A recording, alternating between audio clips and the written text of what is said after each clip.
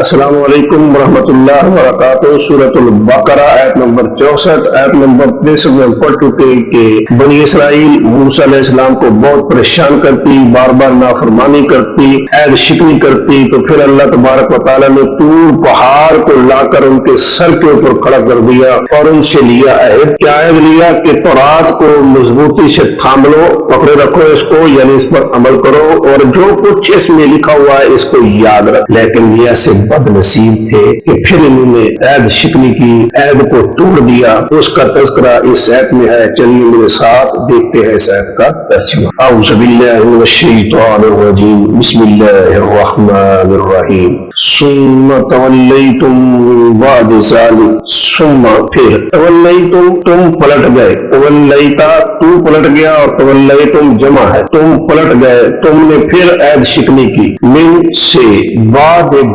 ذالکا اس، بعد ذالکا اس کے بعد، ثم تولیتم پھر تم پلٹ گئے، من بعد ذالکا اس کے بعد، فلولا فضل اللہ علیکم ورحمتہ، فلولا پھر لو اگر لا نہ، فلولا پھر اگر نہ ہوتا، فضل اللہ فضل اللہ اللہ کا فضل موقع اضافی ہے، علیکم اللہ پر، تم علیکم تم پر، اور رحمتہ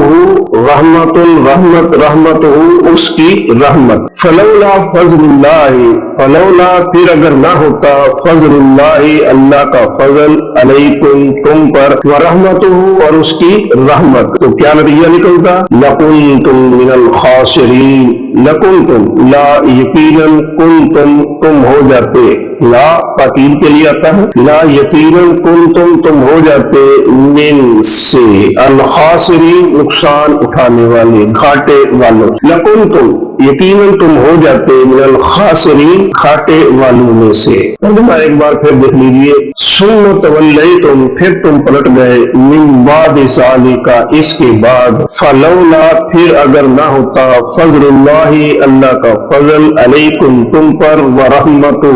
اور اس کی رحمت، لکنتم یقیناً تم ہو جاتے، من الخاسرین نقصان اٹھانے والوں میں سے۔ اللہ تبارک و تعالیٰ نے بنی اسرائیل سے کس طرح پختہ عہد لیا کہ پہاڑ کو لا کر ان کے سر پر رکھ دیا کہ میرے ساتھ عہد کرو ورنہ تمہیں میں کچل کے رکھ دوں گا۔ عہد کیا لیا کہ تورات کو مضبوطی سے پکڑے رکھنا ہے، اس کو چھوڑنا نہیں ہے، اس پر عمل کرنا ہے، اور جو کچھ اس کے اندر لکھا ہوا ہے اس کو یاد رکھنا ہے۔ لیکن ظالم میں سے پھر عہد شکنی شروع کر دی، پھر نافرمانی کی، پھر کتاب پر عمل کرنا چھوڑ دیا، تو یہ پھر بھی اللہ تبارک و تعالیٰ کی رحمت تھی۔ اتنا پختہ عہد کرنے کے بعد بھی انہوں نے عہد شکنی کی، اللہ تبارک و تعالیٰ نے پھر بھی درگزر کیا، پھر بھی نظر انداز کر دیا۔ اللہ بہت بڑا درگزر کرنے والا ہے، نظر انداز کر دیتا ہے۔ تو بھائی اس کا یہ مطلب نہیں ہے کہ ہم بھی اللہ کی نافرمانی کریں، نہیں، اللہ تبارک و تعالیٰ نے ہمیں قرآن جیسی عظیم کتاب عطا فرمائی ہے، تو ہمیں چاہیے کہ ہم بھی قرآن کو مضبوطی سے پکڑے رکھیں، اس کو پڑھیں، اس کا مطلب سمجھیں اور اس پر عمل کریں۔ اللہ ہمیں قرآن کو پڑھنے، سمجھنے اور اس پر عمل کی توفیق عطا فرمائے۔